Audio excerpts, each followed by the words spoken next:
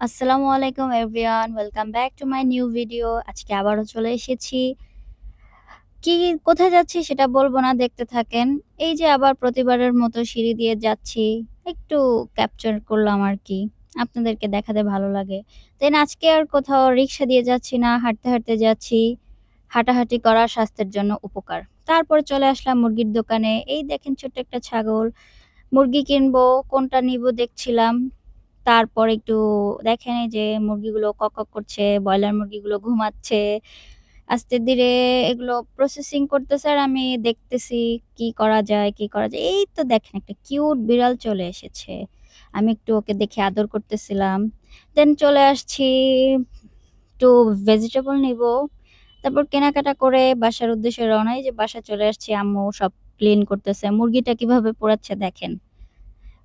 তারপরে চলে যাচ্ছি, কাটাকাটি শেষ করে রান্নার মধ্যে একবারে চলে গিয়েছি। রান্না-টান্না শেষ করে এই তো দেখেন নাড়াচাড়া দিচ্ছি।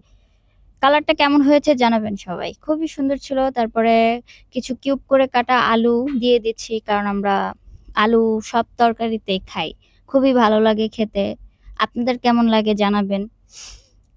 আমি করতেছি, মানে রান্নাটা আমিই করি আবার আম্মুও করে। যাই হোক, কেউ একজন করলেই হলো। খাবারটা কেমন হবে, স্বাদটা কেমন হবে এটাই হচ্ছে মেইন বিষয়। রান্না-টান্না শেষ করে পরিমাণ মতো ঝোল দিয়ে দিচ্ছি। কারণ আমাদের মাংসর ঝোলটা সবাই পছন্দ করে বাসায়। দেন জিরো গুঁড়ো দিয়ে রান্নাটা হয়ে গিয়েছে। এখন পরিবেশন করছি। কালারটা খুব সুন্দর হয়েছে। খেতেও খুব মজা হয়েছিল। দেন ভাতটা বেড়ে নিচ্ছি। ভাতটার বাড়ার পরে আমি চিকেনটা নিয়ে ভালোভাবে আস্তে ধীরে বসে খাবো। আপনাদেরকেও দেখাই। এই যে দেখেন, সবকিছু রেডি-সেডি করে দেন আমি খাওয়া শুরু করছি। ভিডিওটা কেমন লেগেছে জানাবেন।